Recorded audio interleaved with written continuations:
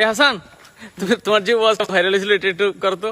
Current নাই viral. হ্যাঁ সারা রাত মোবাইল টিপে সকাল 9টা থেকে মোবাইলের মাঝে চার্জ নাই, মোবাইলের মাঝে চার্জ নাই। এবার মাইকিং চলে সকাল 8টা থেকে বিকাল 4টা পর্যন্ত কারেন্ট থাকবে না।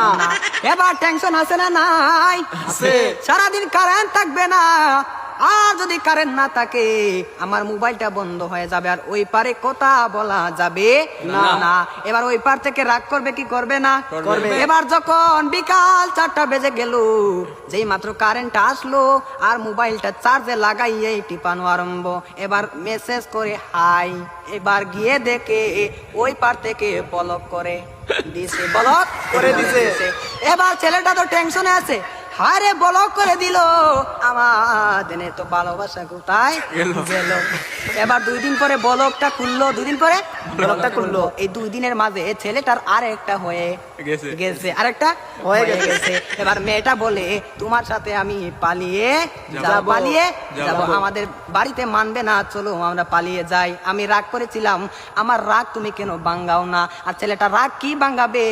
এই 2 দিনের মাঝে আরেকটা কপালের মাঝে জয়টা গেছে। ওই মেয়েটা বলে চলো আমরা পালিয়ে যাই, ছেলে বলে চলো। এবার ছেলেটা মনে মনে ভাবে তোমার একটা শিক্ষা দিতে হবে। এবার মেয়েটা সকালে স্টেশনের মাঝে গাড়ি গুটি লইয়া রেডি। এবার ছেলেটা তো আসে না, আর মেয়েটা বাড়িতে কি যাবে? বাড়ির মাঝে 3 হাত লম্বা একটা চিঠি দিয়া পাইছে। পাশের গ্রামের রফিক মিয়ার সাথে পালিয়ে যাবে, বাড়িতে চিঠি দিয়ে যায়। আমি আর বাড়িতে মাঝে কোনোদিন আসবো না, তার নয় কার না, আমি আর কোনোদিন বাড়ির মাঝে আসবো না। আমি চলে গেলাম পাশের গ্রামের রফিক মিয়ার সাথে। এবার রফিক মিয়া তো আর আসে না, না। এবার 1 ঘন্টা চলে যায়, 2 ঘন্টা চলে যায়, ছেলেটার মোবাইলও বন্ধ।